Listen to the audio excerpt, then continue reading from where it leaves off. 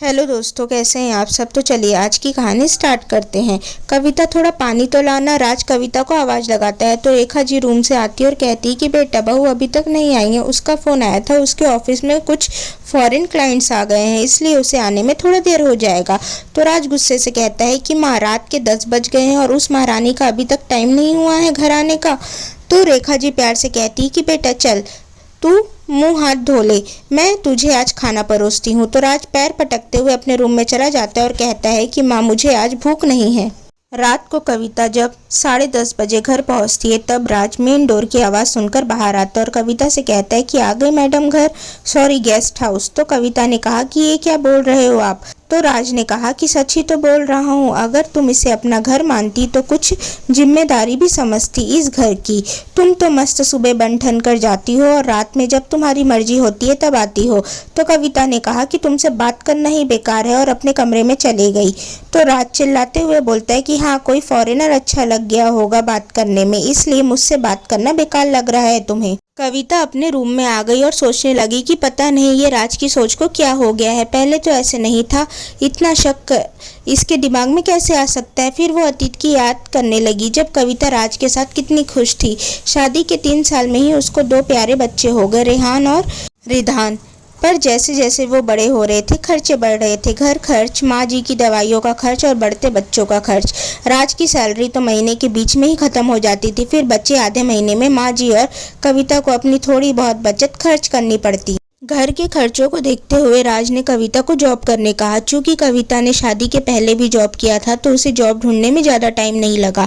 कविता शुरू से दिखने में सुंदर, कट काठी से अच्छी थी। 2 बच्चे होने के बाद भी उसके शरीर में कुछ खास परिवर्तन नहीं आया था। शुरू में तो सब ठीक था, पर उसे यह नहीं पता था कि राज की शक करने की आदत है। जब भी कविता थोड़ा सा भी मेकअप करके ऑफिस जाती या फिर ऑफिस से कोई सेलिब्रेशन होता और वह अच्छे से रेडी होती तो राज को यह बिल्कुल भी पसंद नहीं आता और वह कविता को टोक ही देता। शुरू में तो कविता ने राज की बातों को ज़्यादा दिल पर नहीं लिया और उसकी बातों को अनसुना कर देती, पर अब राज की शक की बीमारी बढ़ती ही जा रही थी। कविता को हर बात पर टोकना और जब भी कविता तैयार होकर ऑफिस जाए या फिर कभी उसे आने में लेट हो जाए तो यह बोलना कि अपने किस यार को खुश कर रही थी। कविता को तीर की तरह चुभता, पर कविता राज की बातों को हर बार इग्नोर कर रही थी क्योंकि वह घर में बेवजह का झगड़ा नहीं चाहती थी, क्योंकि इससे उसके बच्चों पर बुरा प्रभाव पड़ता।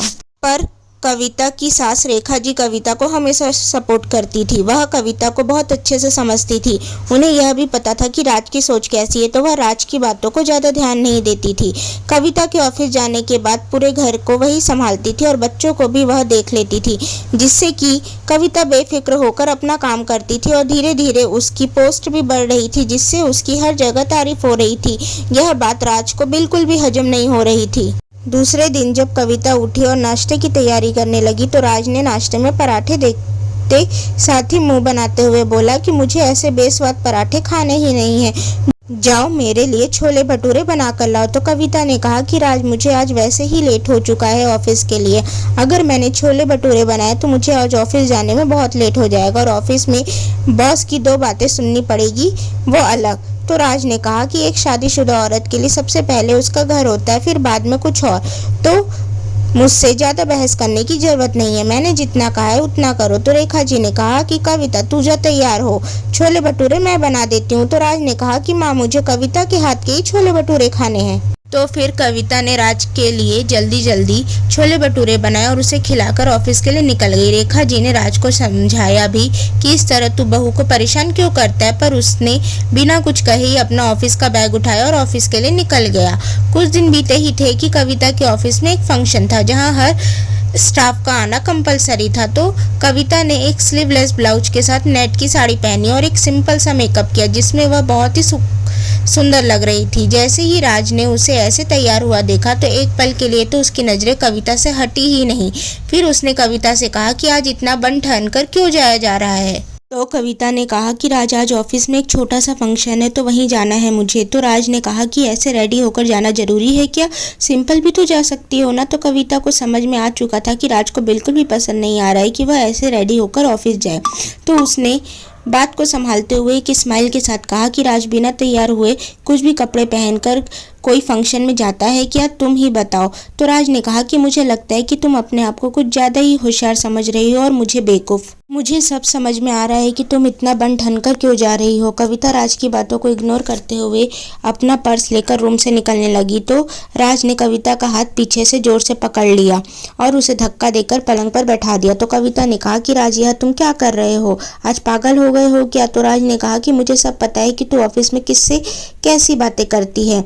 आज सुबह भी मैंने देखा था कि तेरे फोन में किसी वरुण नाम के आदमी का कॉल आ रहा था। तो कविता ने कहा कि राज वह मेरा जूनियर है और उसने बस यह पूछने के लिए कॉल किया था कि मैं कब तक ऑफिस आ रही हूँ, क्योंकि हम दोनों मिलकर एक प्रोजेक्ट पर काम कर रहे हैं। तो राज ने कहा कि मुझे बेवकूफ़ समझने की भूल मत करना, मुझे सब पता है कि तू क्यों इतनी सच समझ कर ऑफिस जाती है। अरे मुझे तो लगता है कि शादी के पहले भी पता नहीं तेरे कितने आशिक होंगे, अब तो तू 2 बच्चों की माँ बनने के बाद भी आशिकी लड़ा रही है।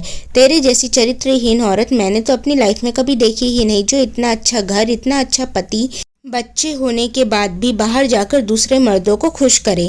राज के मुंह से ऐसी बातें सुनकर प्रिया ने एक जोर का थप्पड़ राज के गाल पर जड़ दिया और कहा कि मुझे तो पता ही नहीं था कि तुम्हारी सोच इतनी गंदी और गिरी हुई है। मैं अभी और इसी वक्त तुम्हें छोड़कर जा रही हूँ, क्योंकि जिसके साथ मैंने पूरी जिंदगी बिताने का सोचा वह तो मुझे चरित्रहीन समझता है और ऐसे शक के इंसान के साथ तो मैं रह ही नहीं सकती।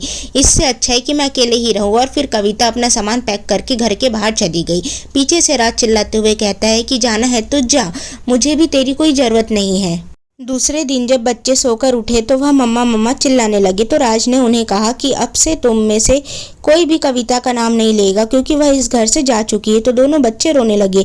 रेखा जी ने उन्हें चुप कराया और कहा कि तू क्या कह रहा है। तो राज ने कहा कि मैं बिल्कुल सच कह रहा हूँ, आपकी बहू घर छोड़कर चली गई है।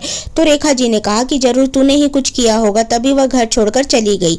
तो राज बिना कुछ कहे अपने रूम में चला गया। अब घर की सारी जिम्मेदारी रेखा जी पर आ गई। राज ने कहा कि मम्मी को रख लेते हैं। तो रेखा जी ने मना कर दिया कि मेरी रसोई में कोई भी जात की औरत आकर खाना नहीं बनाएगी, मुझसे जो होगा मैं वह बना दूंगी। अब राज को रोज नाश्ते में ब्रेड और बटर मिलता और खाने में कभी खिचड़ी तो कभी दाल रोटी। जहाँ कविता हर रोज नाश्ते में कुछ ना कुछ बनाती और खाने में दाल चावल रोटी सब्जी सब बनाती, वहाँ अब राज को ऐसा खाना बिल्कुल अच्छा नहीं लग रहा था। उसने सोचा कि चलो बाहर टिफिन लगा लिया जाए, पर उसे रेखा जी का सोचकर बुरा लगने लगा कि कहीं माँ को बुरा ना लग जाए।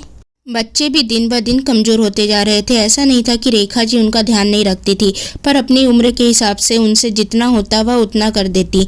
वह भी अपनी मम्मी की याद में खाना ढंग से नहीं खाते थे। एक दिन बड़ा बेटा रेहान सीढ़ी से उतरते समय चक्कर खाकर गिर गया, जिससे उसके सिर से तेज खून बहने लगा। उसे तुरंत हॉस्पिटल लेकर जाया गया, जहाँ डॉक्टर ने इलाज करके खून तो रोक लिया, पर वह होश में नहीं आ रहा था और वह बेहोशी में भी मम्मा मम्मा की रट लगाए हुए था। डॉक्टर ने कहा कि हमने आपके बेटे का खून तो रोक दिया है, लेकिन वह बेहोशी की हालत में भी अपनी माँ को याद कर रहा है। आप जल्दी से उसकी माँ को बुलाए, अगर वह इसी तरह बेहोश रहा तो वह कोमा में भी जा सकता है। राज ने फिर रेखा जी से कहा कि माँ मुझे तो पता ही नहीं कविता कहाँ गई घर छोड़कर, अगर वह नहीं आई तो मेरा बेटा तो कोमा में चला जाएगा। तो रेखा जी ने कहा कि बेटा मुझे पता है कविता कहाँ रहती है, अभी तुम दोनों के झगड़े के बाद कविता मुझसे मिलकर ही गई थी घर छोड़कर। तो राज ने कहा कि माँ प्लीज़ आप उसे जल्दी बुलाओ, नहीं तो आपको भी पता है कि रेहान के साथ कुछ भी बुरा हो सकता है। तो रेखा जी ने फ़ोन करके तुरंत कविता को बुलाया। कविता दौड़ते हुए अपने बच्चों से मिलने पहुंची। कविता के हाथ के स्पर्श से ही रेहान को हल्का सा होश आया, तो फिर डॉक्टर ने आगे का इलाज पूरा किया। कविता ने 1 महीना रेहान की बहुत अच्छी तरह से देखभाल की, जिससे कि वह पूरी तरह से ठीक हो गया। रेहान के ठीक होने के बाद कविता जब जाने लगी तो राज उसके पैरों में गिरकर रोने लगा। तो कविता ने कहा कि यह तुम क्या कर रहे हो। तो राज ने कहा कि मैं तुम्हारे पैरों में गिरकर अपने किए की माफ़ी मांग रहा हूँ। मैंने तुम पर बेवजह शक किया और तुम्हें भला बुला कहा। तो कविता ने कहा कि भला बुरा कहना तो एक अलग बात है, पर तुमने मेरे चरित्र पर उंगली उठाई, उसका क्या। तुम्हें मुझ पर इतना भी भरोसा नहीं कि तुम्हारे होते हुए मैं गैर मर्दों के साथ किसी तरह का संबंध रखूंगी। तो राज ने कहा कि इतने दिनों में मुझे सब कुछ समझ में आ चुका है, अब यह गलती फिर से नहीं होगी। तो कविता जी ने रेखा जी और अपने बच्चों का मुंह देखते हुए राज को माफ़ कर दिया। सो दोस्तों, अगर आपको यह कहानी पसंद आए तो प्लीज़ इस कहानी को लाइक करें, शेयर करें एंड चैनल को सब्सक्राइब करें। Thank you for watching. Thank you.